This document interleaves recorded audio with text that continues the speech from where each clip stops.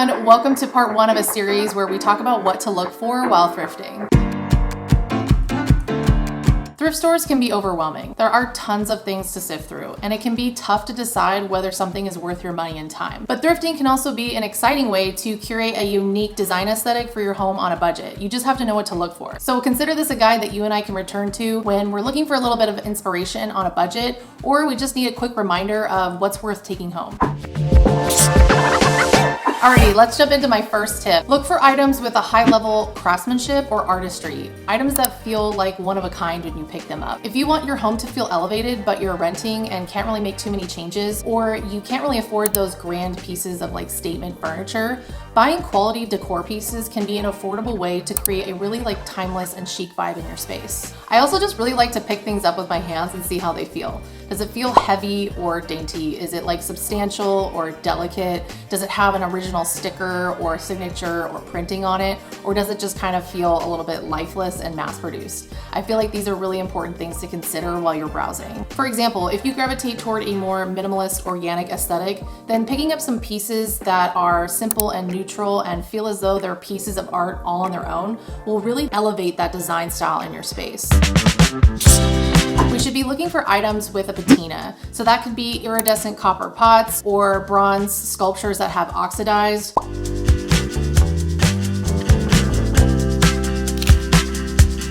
Or even brass that have lost a lot of their polish and sheen. Even though the word patina is typically used to describe aged metals, I end up using it for old pottery or aged wood that has imperfections like staining or cracking or discoloration. It's also important to note that these materials can only develop a patina over a long period of time, which means they're durable, which means they're going to continue to last through the future decades. So I would say that purchasing patinaed furniture or home decor is actually a really healthy investment. I also just think that vintage pieces that are made with these natural materials look very intentional and artistic. Even though they've been worn down over time and it was completely accidental, they really do look like pieces of art in your home. There's something really wonderful about these items that have been cared for and used for many decades. There's a sense of history and story, and for that, they're also really great conversation starters, and I think that they just add a lot of depth to any room.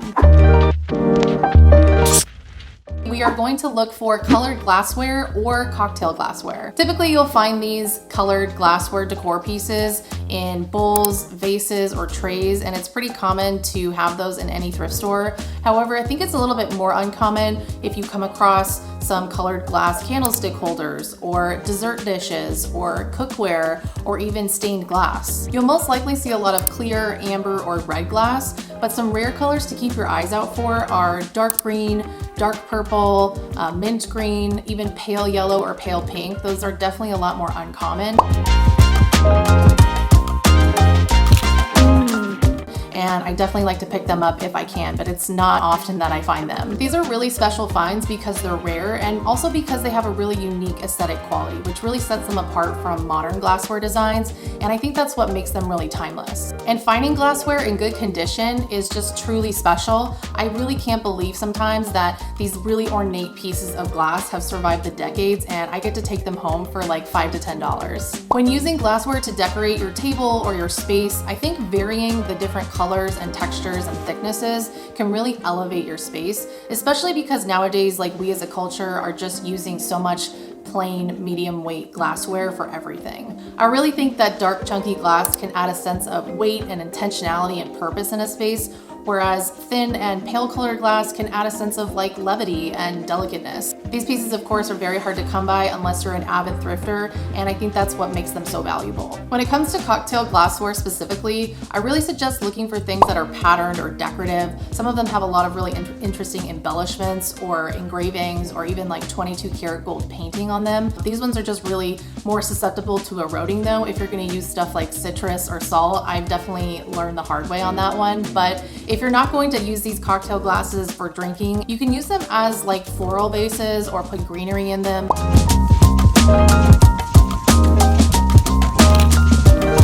depending on the size and shape, you could also use them as dessert dishes. As someone who used to bartend back in the day, I got really into cocktail culture and learned a lot about like what glass goes with what drink. But even though I don't really drink much anymore, I still use my decorative cocktail glassware pretty regularly. Even if I'm just having a sparkling water, it just makes that experience feel really like interesting and chic, and I really enjoy it. And what's the point of owning something if you're not going to either use it or put it on display? Okay, second to last, thrift tip number 4, let's stock up on lighting. So if you share my experience of not having overhead lighting for the last 10 plus years because you've moved into numerous vintage LA or San Diego apartments, then you've probably mastered the art of lighting and lighting placement. When you're browsing the lighting section, take note of all the different sizes. Small bases and shades can be really great for kitchen countertops, side tables, bar tops, or even bookcases. They can add a real sense of warmth and artistry into your space. Tall bases are of course really great floor lamps, and large width bases are actually a really simple and easy way to make a statement. If you put a big chunky lamp with a big shade on a side table near a couch or on top of a credenza, it really can provide a lot of lighting, as well as anchor a space that might have felt really empty or minimal to begin with. Additionally, look for shape. Even if you need to look past the material or the color, those things can be resolved with a really simple DIY. I recently just did one in one of my last videos where I flipped a lamp to look like, honestly, one of my favorite pieces of lighting now. So if you're interested in checking that out, I will link it below. Also remember that you can mix and match shades or finials, which are those decorative screws that kind of hold in the lampshade, and that'll give a whole different vibe and aesthetic to the lamp or the space that you're in. Some thrift stores actually let you take one lampshade from one lamp and a base from another and purchase them separately, but some of them actually like to keep them together as one, especially as some pieces are donated as like a collector item. So just keep that in mind. You can also easily restore a seemingly broken lamp. Many times I've picked up something where the socket was falling out, or it didn't have a harp that kept the lampshade on, or it was missing the finial, and you can buy those things separately at some thrift stores, or they're pretty affordable at hardware stores or lighting stores, or maybe you picked up a really cool vintage lamp that's worth something. Some people online actually sell some of the original pieces that were to go with that model. So just keep that in mind while you're browsing, because the possibilities are kind of endless with lamps. Alrighty, last but not least, a short and sweet tip. Tip number 5. Please buy picture frames when you go to the thrift store. Look for all sizes and shapes of vintage frames. A lot of them have embellishments or carvings, or they come with matting, or they've been hand painted with gold paint, or they've got like a material border on them. There are so many options out there, and I feel like thrift stores just have a never-ending supply of frames. And the reason that I say vintage is because usually these frames have a much more interesting design aesthetic to them, and they're actually a lot more quality than some of the brand new frames that you can get out there. Also, brand new frames can cost a fortune, especially if you're getting them custom made. I personally think that you can custom make your own frames that you pick up from the thrift store, and you can DIY them in any way you want. Maybe one needs some stain on it, maybe you want to paint the matting on one so that it matches your design and your colors in your home. Whatever it might be, I think you can really make something custom for under 20 bucks. If you're lucky, you can even find multiples of the same vintage frame, which is super special. And anytime that happens to me, I always purchase them because I think it can really give your art like a moment of cohesion. Complementary frames can be a great way to make your gallery wall not feel overwhelming. I think we've all seen walls that are like 100 of the same black IKEA frame or 100 completely different frames. And although those are acceptable aesthetics depending on who you are, I just prefer something that has a little bit more variety and cohesion.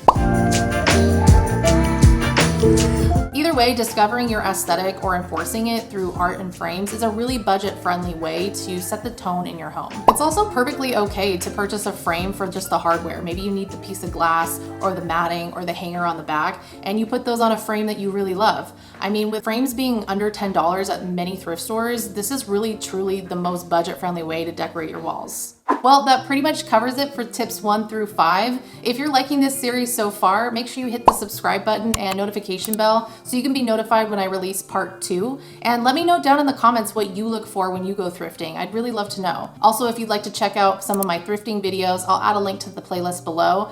And if you'd like to see what I think is chic and timeless and cool, I'll link also my Pinterest board below so you can see what I'm into. Other than that, I have some thrift flips and DIY home decor videos coming your way. And as usual, I really appreciate you spending your time with me today. I will see you guys next week. Bye. We've got time to waste, let's waste it.